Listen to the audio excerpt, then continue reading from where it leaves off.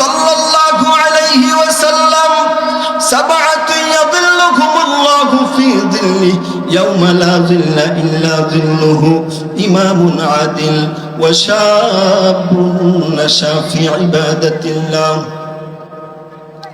ورجل قلبه معلق بالمساجد إذا أخرج منه حتى يعود إليه ورجلان تحبا في الله اجتمعا عليه وتفرقا عليه ورجل ذكر الله خاليا ففاضت عيناه ورجل دعته امرأة ذات نصب وجمال فقال إني أخاف الله ورجل تصدق بصدقة فأخفاها حتى لا تعلم شماله ما تنفق يمينه أو كما قال النبي صلى الله عليه وسلم ارجبك ভাই আল্লাহর রাসূল সাল্লাল্লাহু আলাইহি ওয়াসাল্লাম বলেছেন হাশরের ময়দানে কঠিন সে সময়ে যেদিন সূর্যটা আর্দ্র হাতের উপরে চলে আসবে গুনাহগারদের মাথার মস্তকগুলো টকবক টকবক করবে সারা মাঠের মধ্যে পানি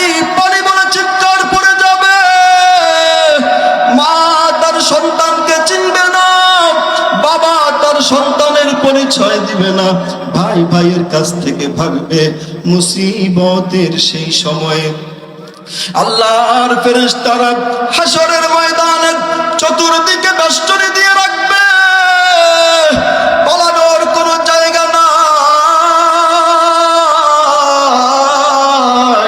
পালানোর কোনো পথ নাই কঠিন সেই মুহূর্তে আমার আল্লাহ রাব্বুল আলামিনের আরশে আজিমের ছায়া ছাড়া অন্য কোনো ছায়া থাকবে না আমরা আল্লাহর আরশে আজিমের ছায়া হাশরের সেই কঠিন ময়দানে মৃদু শীতল ছায়া থাকবে সেদিন সূর্যের তাপে জমিনটা তামার জমিন লাল হয়ে যাবে আগুনের মতো হনহন লাল হয়ে যাবে এমন জমিনের মধ্যে দাঁড়িয়ে থাকতে হবে একদিন আর দুদিন নয় রে ভাই 1 বছর আর 2 বছর নয় 1000 বছর আর 2000 বছর নয় আল্লাহ বলেন মিকদারুহু 50,000 সানা 50,000 বছর হাশরের ময়দানে এই 1 হাত আধা হাত সূর্যের নিচে দাঁড়িয়ে থাকতে হবে এতটুকুন জায়গার মধ্যে দুটি পা রাখতে যতটুকুন জায়গার প্রয়োজন হয় এর যুবক ভাই দিলের কান দিয়ে শোন দুটি পা রাখতে যতটুকুন জায়গার প্রয়োজন এদিকে পা রাখা যায় না তামার জমিন গরম সেখানে দাঁড়িয়ে থাকতে হবে 50,000 বছর এক চুলো এদিক সেদিক নড়ার কোনো সুযোগ নাই কঠিন সেই সময় আমার আল্লাহ বলেন আমি আল্লাহর আরশে আজিমের ছায়া ছাড়া সেদিন অন্য কোনো ছায়া থাকবে না নবীজি সাল্লাল্লাহু আলাইহি ওয়াসাল্লাম জানিয়ে দিয়েছেন আমার উম্মতেরা রে আমার উম্মতেরা যদি সেই কঠিন সময় আমার আল্লাহর আরশের নিচে জায়গা চাও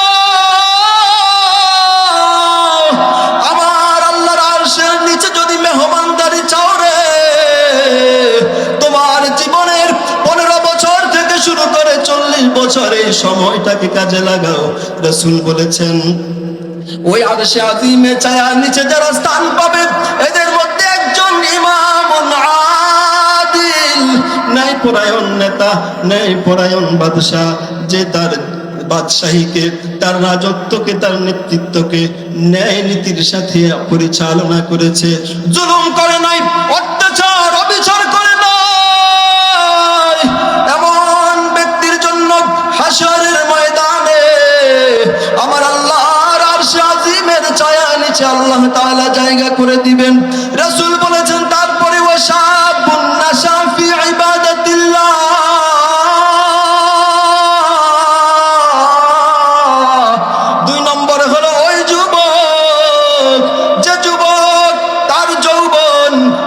বছর থেকে শুরু করে 40 বছর পর্যন্ত এই সময়টা আল্লাহর পথে ব্যয় করেছে ইবাদতের মধ্যে ব্যয় করেছে ওরে যুবক ভাই এই সময় যখন চলে যাবে আর এই সুযোগ পাওয়া যাবে না রাসূল ঘোষণা করে দিয়েছেন এই সময়টা যে কাজে লাগিয়েছে, যে কাজে লাগাবে হাসরের সেই কঠিন মুসিবতের সময়ে, সেদিন আল্লাহ তাআলা ওই ব্যক্তির জন্য আরশে আজিমের নিচে জায়গা করে দিবে। একটু আওয়াজ করে বলুন সুবহানাল্লাহ। হে যুবক ভাইরা আমার, এই হাদিসের মধ্যে রাসূল আরেকজন যুবকের কথা বলেছেন, ওয়ারাজুলুন দাআতহু ইমরাতুন দাআতু নাসাবিন ওয়া জামালিন ফাকালা ইন্নী আখাফুল্লাহ।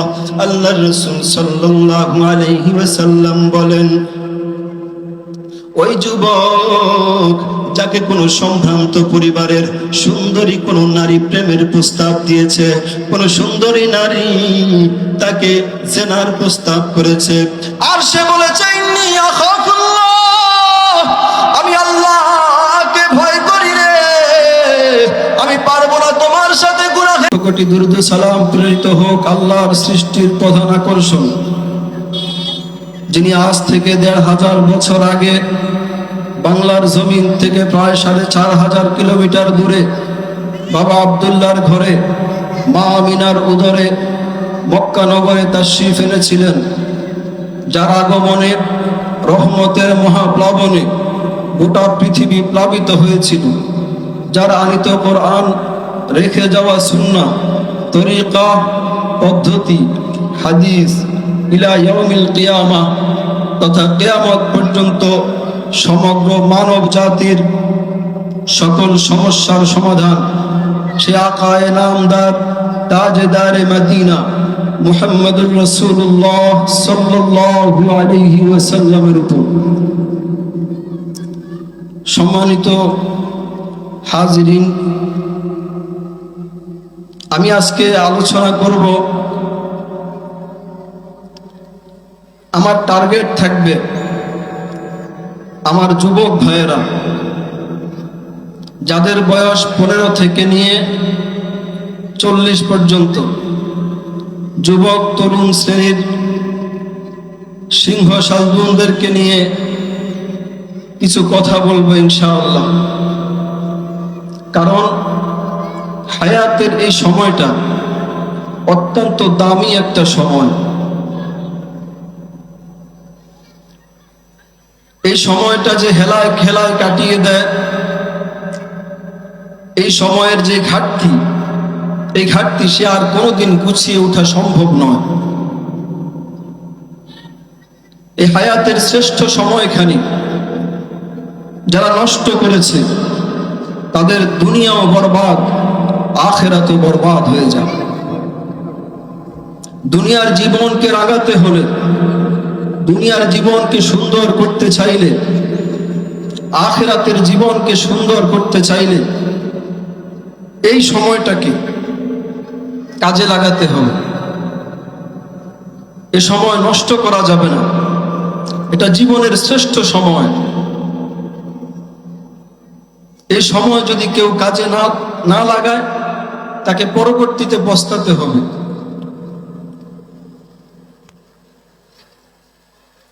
আজকে যুবক আখিরাতকে ভুলে আছে, বিশেষ করে এই স্তরের যুবকগুলো 15 থেকে নিয়ে 40 বছর পর্যন্ত আমাদের দেশের কালচার, এই যুবকগুলোই দিন থেকে গাফেল, ইবাদত বন্দেগী থেকে গাফেল। ইবাদতে প্রবেশ করে কখন?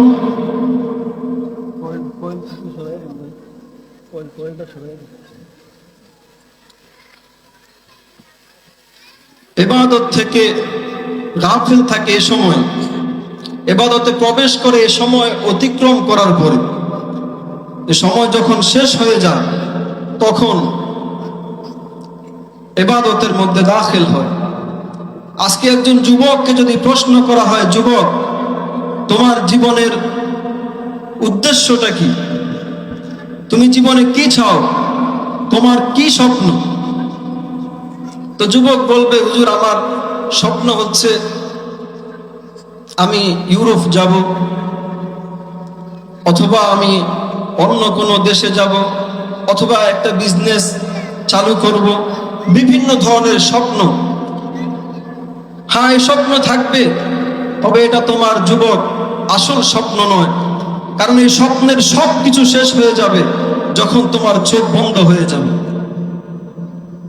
এটা থাকবে, এটা দ্বিতীয়। 2 নম্বরে তোমার প্রথম টার্গেট হবে আমি এমন যুবক হব যে যুবক হলে পরে আমি পরকালে আল্লাহর জান্নাতের বাসিন্দা হতে পারব। এই টার্গেট থাকবে যুবকের। কারণ আল্লাহ তাআলা আমাদেরকে পাঠিয়েছেন দুনিয়াতে আল্লাহর জান্নাতের বাসিন্দা হয়ে তারপরে যাওয়ার জন্য।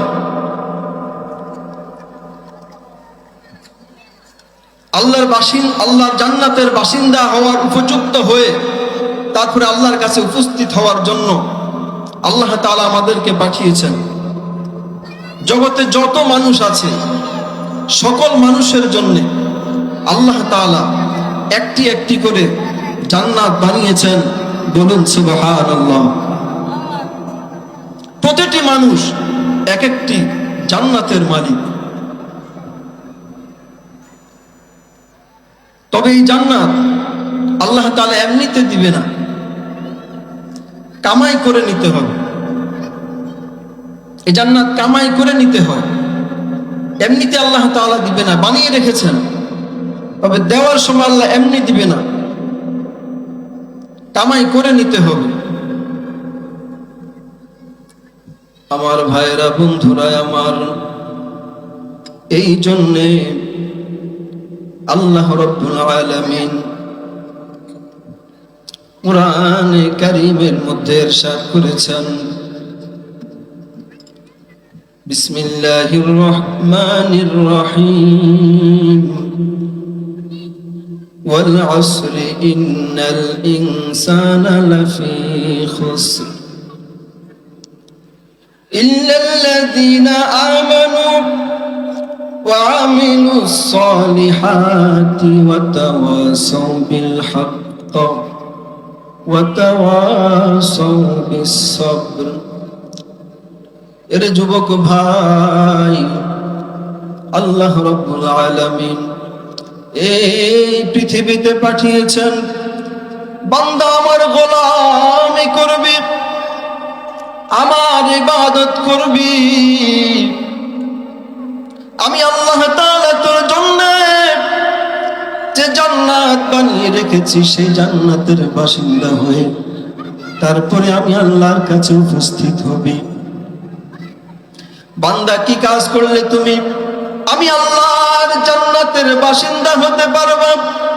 আল্লাহ বলেন ওয়াল আসর, প্রথমেই আল্লাহ রাব্বুল আলামিন সময়ের কসম করেছেন, বলেছেন ওয়াল আসর, সময়ের কসম, ইন্নাল ইনসানা লাফি খুসর, নিশ্চয় প্রতিটি মানুষ ক্ষতিগ্রস্ত, প্রতিটি মানুষ ক্ষতির মধ্যে রয়েছে, ক্ষতির মধ্যে রয়েছে।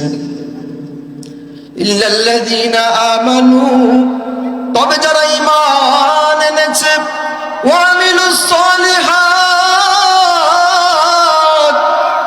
আর নেক আমল করেছে, ওয়া তাওয়াসাউ বিল হক, আর তারা হক পথে চলেছে, হক পথে চলার আহ্বান করেছে, ওয়া তাওয়াসাউ বিস সবর, ধৈর্য ধারণ করেছে। আমার মুসলমান ভাইয়েরা, একটু খেয়াল করে বলুন, আল্লাহ তাআলা জান্নাতের মালিক। আল্লাহ তাআলা সেই জান্নাত 4টি জিনিসের বিনিময় মানুষকে দান করবেন।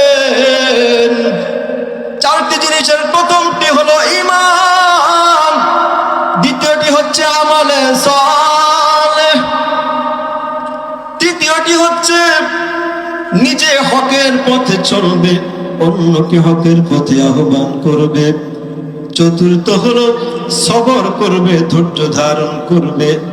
এই 4টি কাজ যে করবে, আল্লাহ বলেন তারা ক্ষতিগ্রস্ত নয়, তারা হলো সফল কাম। এরা ছাড়া বাকি সবাই ক্ষতিগ্রস্ত। এজন্য এই 4 কাজ থেকে দূরে থাকা যাবে না। ঈমান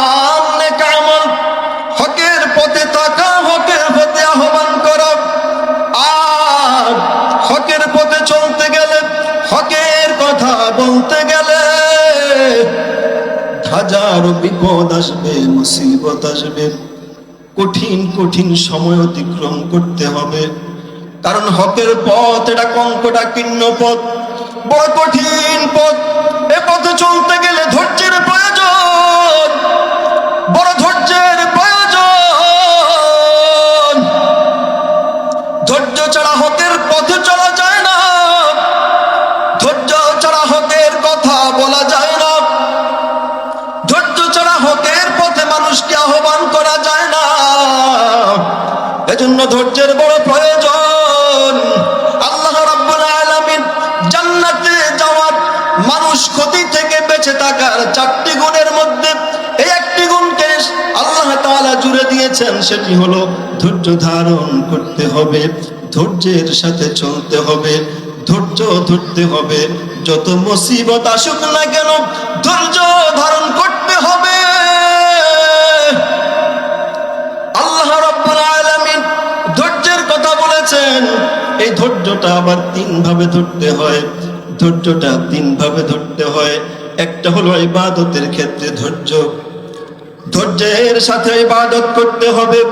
দ্বিতীয়টি হলো সবর আনিল মাসিয়া, গুনাহ থেকে ধৈর্য। সামনে যত গুনাহ আসবে, গুনাহগুলো থেকে, গুনাহের সময়ে ধৈর্য ধারণ করে গুনাহ থেকে বেঁচে থাকতে হবে। তৃতীয়ত হলো সবর আনিল ইবাদা, সবর আনিল মাসিয়া, সবর আনিত তাআ। তৃতীয়টি হচ্ছে সবর আনিল মুসিবা, মুসিবতের সময়ে ধৈর্য ধারণ করতে হবে। যত বিপদ আসুক না কেন বুঝতে হবে আমার আল্লাহ এর মধ্যে আমার জন্য কল্যাণ রেখেছেন, আমার জন্য এর মধ্যেই কল্যাণ আছে, সুতরাং তখন ধৈর্য ধারণ করতে হবে। আমার যুবক ভাইরা, এর যুবক ভাই কান পেতে শোনো, তোমার এই সুবর্ণ সময়টা জীবনের শ্রেষ্ঠ সময়। এই সুযোগ তো তুমি যদি নষ্ট করে দাও, এই সুযোগ তুমি আর পাবে না। জীবনের শ্রেষ্ঠ সময় বন্ধু আর মিলবে না, এই সুযোগ হারাইও না কারো ফান্দে ফরিয়া। সারাটি জীবন যাইব কান্দিয়া কান্দিয়া, সারা জীবন কেঁদে কেঁদে যাবে। দুনিয়ার জীবনও শেষ হবে, আখিরাতের জীবনও শেষ হয়ে যাবে যদি এই সময়টুকু নষ্ট করে দাও যুবক। সুতরাং হে নবযুগের সেনাদল, নবতরীর নওজোয়ান, কর নিবেদন আল্লাহর দেয়ায় প্রাণ। এর যুবক ভাই, তোমার এই যৌবনের কত দাম, তোমার এই যৌবনের কত মূল্য জানো? আল্লাহর রাসূল সাল্লাল্লাহু আলাইহি ওয়াসাল্লাম হাদিস শরীফে ইরশাদ করেছেন, قال رسول الله صلى الله عليه وسلم سبعة يظلهم الله في ظله يوم لا ظل إلا ظله إمام عادل وشاب نشأ في عبادة الله ورجل قلبه معلق بالمساجد إذا أخرج منه حتى يعود إليه ورجلان تحبا في الله اجتمعا وتفرق عليه ورجل ذكر الله خاليا ففاضت عيناه ورجل دعته امرأة ذات نصب وجمال فقال إني أخاف الله ورجل تصدق بصدقة فأخفاها حتى لا تعلم شماله ما تنفق يمينه أو كما قال النبي صلى الله عليه وسلم। এর যুবক ভাই, আল্লাহর রাসূল সাল্লাল্লাহু আলাইহি ওয়াসাল্লাম বলেছেন, হাশরের ময়দানে কঠিন সে সময়ে যেদিন সূর্যটা আর্ধ হাতের উপরে চলে আসবে, গুনাহগারদের মাথার মস্তকগুলো টগবগ টগবগ করবে, সারা মাঠের মধ্যে পানি পানি বলে চিৎকার পড়ে যাবে। মা তার সন্তানকে চিনবে না, বাবা তার সন্তানের পরিচয় দিবে না, ভাই ভাইয়ের কাছ থেকে ভাগবে। মুসিবতের সেই সময়ে আল্লাহর ফেরেশতারা হাশরের ময়দানের চতুর্দিকে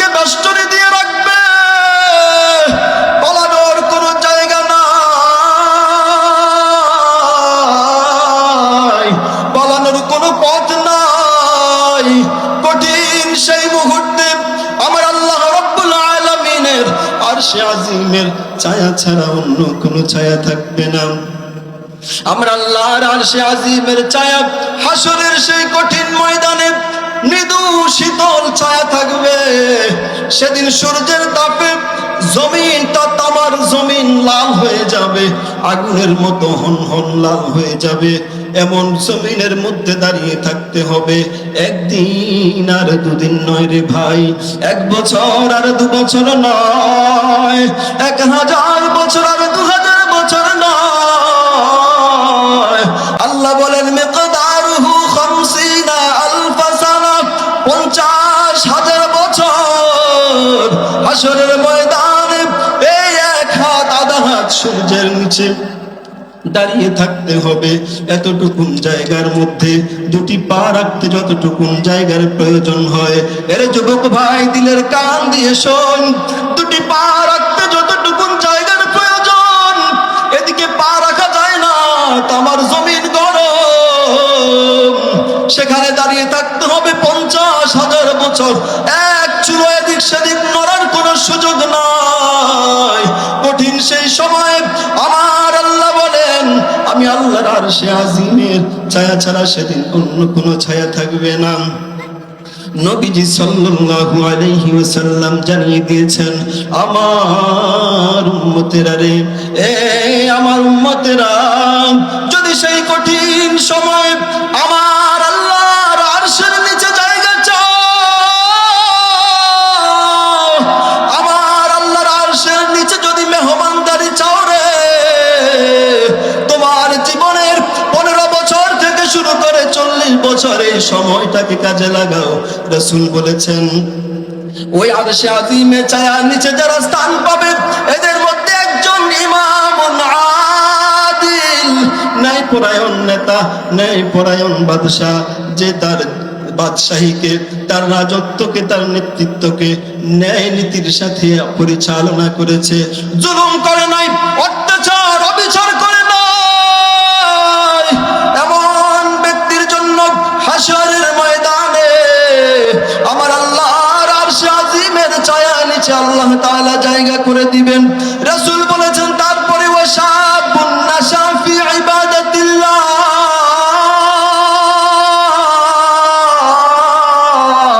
2 নম্বরে হলো ওই যুবক, যে যুবক তার যৌবন 15 বছর থেকে শুরু করে 40 বছর পর্যন্ত এই সময়টা আল্লাহর পথে ব্যয় করেছে, ইবাদতের মধ্যে ব্যয় করেছে।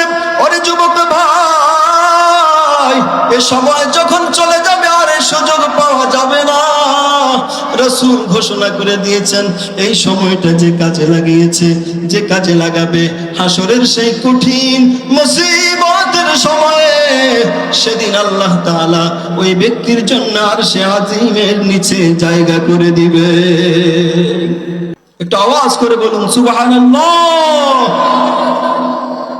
হে যুবক ভাইরা আমার, এই হাদিসের মধ্যে রাসূল আরেকজন যুবকের কথা বলেছেন, ওয়ারাজুলুন দাআতহু ইমরাতুন দাআতু নাসাবিন ওয়া জামালিন ফাকালা ইন্নী আখাফুল্লাহ। আল্লাহর রাসূল সাল্লাল্লাহু আলাইহি ওয়াসাল্লাম বলেন, ওই যুবক যাকে কোনো সম্ভ্রান্ত পরিবারের সুন্দরী কোনো নারী প্রেমের প্রস্তাব দিয়েছে, কোনো সুন্দরী নারী তাকে জেনার প্রস্তাব করেছে, আর সে বলেছে ইন্নী আখাফুল্লাহ, আমি আল্লাহকে ভয় করি রে, আমি পারবো না তোমার সাথে গুনাহে লিপ্ত হতে। রাসূল কারীম সাল্লাল্লাহু আলাইহি ওয়াসাল্লাম বলেন, যে যুবক এই সম্ভ্রান্ত পরিবারের সুন্দরী নারীর প্রস্তাবকে প্রত্যাখ্যান করেছে, এই ব্যক্তির জন্য আমার আল্লাহ তাআলা আরশে আজিমের ছায়ার নিচে জায়গা করে দিবে। এর যুবক ভাই, আল্লাহর রাসূল সাল্লাল্লাহু আলাইহি ওয়াসাল্লাম অন্য হাদিসে বলেছেন, ওয়ালা রাসূলুল্লাহ সাল্লাল্লাহু আলাইহি ওয়াসাল্লাম, ইগতানিম খামসান ক্বাবলা খামস, শাবাবাকা ক্বাবলা হারামিক ওয়া সিহহাতিকা ক্বাবলা সুকুমিক وصحتك قبل سقمك وغناك قبل فقرك وفراغك قبل شغلك وحياتك قبل موتك আল্লাহ রাসূল সাল্লাল্লাহু আলাইহি ওয়াসাল্লাম বলেন, এরে যুবক, তোমার জীবনের 5টি সময় আসার পূর্বে 5টি জিনিসকে মূল্যায়ন করো।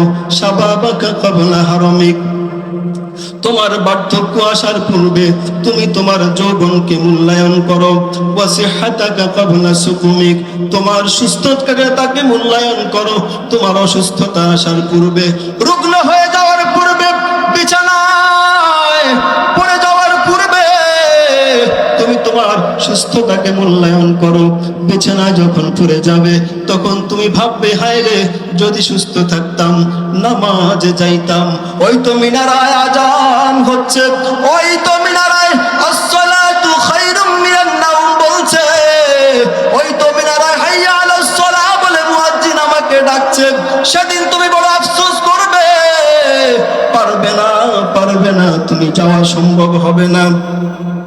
আমার ভাইরা, আল্লাহর রাসূল সাল্লাল্লাহু আলাইহি ওয়াসাল্লাম বলেন, ওয়াসিহাতাকা ক্বাবলা সুকুমিক ওয়া গিনাকা ক্বাবলা ফাকরিক, তোমার দারিদ্রতা আসার পূর্বে তোমার ধনাঢ্যতাকে মূল্যায়ন করো, গনিমত মনে করো। ওয়া হায়াতাকা ক্বাবলা মাউতিক, তোমার মৃত্যু আসার পূর্বে তুমি তোমার জীবনকে মূল্যায়ন করো। ওয়া ফারাগাকা ক্বাবলা শুগলিক, ব্যস্ততা আসার পূর্বে তুমি তোমার অবসরতাকে মূল্যায়ন করো। ওরে যুবক ভাই, তোমাকে সর্বশেষ আহ্বান জানাই, এসো, ফিরে এসো। হাতের মোবাইল দিয়ে গুনাহ করো না, চোখ দিয়ে গুনাহ করো না। 5 ওয়াক্ত নামাজি হয়ে যাও, সুন্নতের পাবন্দ হও। মনে রেখো, তোমার জীবন সার্থক হবে, সুন্দর হবে, আখিরাতের জীবনটাও সুন্দর হবে। কারণ আমার আল্লাহ তাআলা কোরআনে কারীমে জানিয়ে দিয়েছেন, ওয়া মান ইয়ামাল মিনাস সালিহাতি মিন যাকারিন আও উনসা ওয়া হুয়া মুমিনুন ফালানুহইয়ান্নাহু হায়াতান তাইয়্যিবা। আল্লাহ বলেন, নারী হোক বা পুরুষ হোক, ছেলে হোক বা মেয়ে হোক, নর হোক কিংবা নারী হোক, কেউ যদি নেক আমল করে আর যদি সে আল্লাহর গোলামি করে, আল্লাহ বলেন তাকে আমি একটা জীবন দিব, হায়াত তাইয়্যিবা দিব।